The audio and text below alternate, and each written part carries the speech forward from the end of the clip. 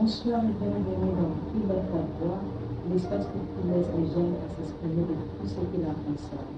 Voilà, aujourd'hui, on va essayer de parler d'un sujet très important que beaucoup ignorent. C'est quoi ce sujet? C'est un sujet qui va nous concerner plus, je parlerai bien sûr de la santé mentale. C'est quoi la santé mentale? On va essayer d'expliquer ce qu'est la santé mentale, pourquoi est-ce que les personnes en souffrent. En Afrique, on a tendance de penser qu'une personne qui souffre de la santé mentale, c'est une fraude, c'est un fou. Or, ce n'est pas le cas. En Afrique, la santé mentale, c'est un tabou, alors qu'en Europe, ça se soigne. Beaucoup de personnes meurent aujourd'hui parce qu'ils ne sont pas bien soignés, ne sont pas bien comprises. On les a laissés dans leur propre nom, parce que les personnes qui souffrent de la santé mentale sont des personnes qui ont des imaginations,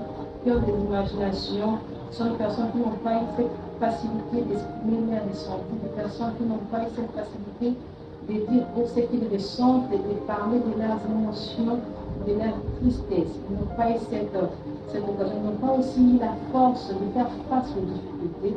Ce sont des personnes qui souffrent beaucoup plus de la santé mentale. Sur ce, on va essayer un peu d'expliquer c'est quoi la santé mentale.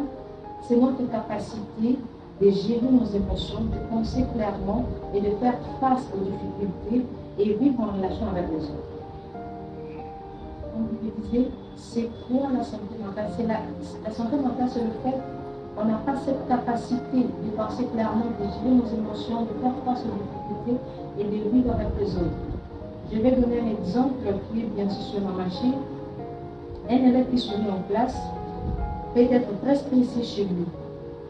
Souvent, on a tendance de voir des personnes extérieurement stables, mais intérieurement instables.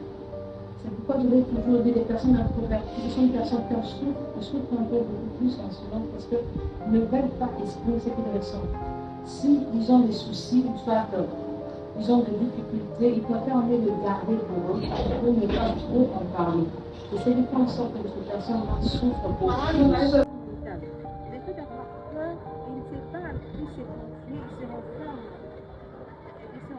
Seul, c'est ce qui fait en sorte qu'on commence à beaucoup réfléchir, beaucoup s'assister par si je ne fais pas ça, maman ne fait pas ça, si je ne fais pas ça.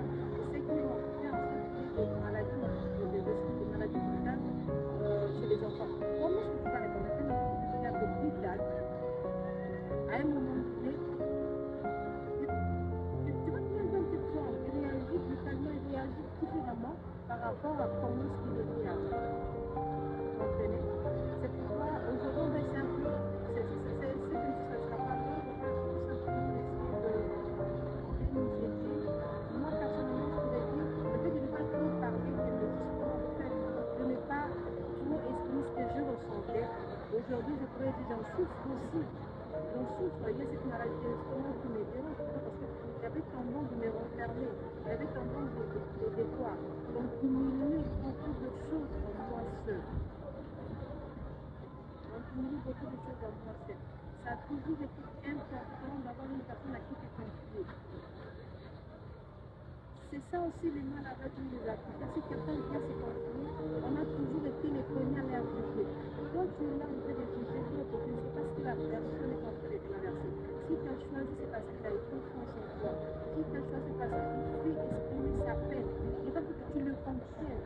Il ne veut pas que tu le juges pour l'instant. Essaie un peu de le comprendre. Quand tu le coupes, déjà que tu donnes ton oreille pour écouter cette personne-là, ça va aussi donner. C'est aussi l'une des thérapies. C'est aussi l'une des thérapies pour faire en sorte qu'on n'est pas vraiment beaucoup de maladies mentales. La maladie mentale, c'est pas être fou, c'est une maladie qui se soigne.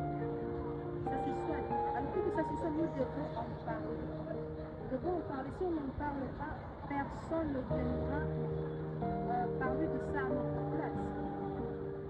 C'est toujours ici en Afrique que nous voyons la maladie mentale.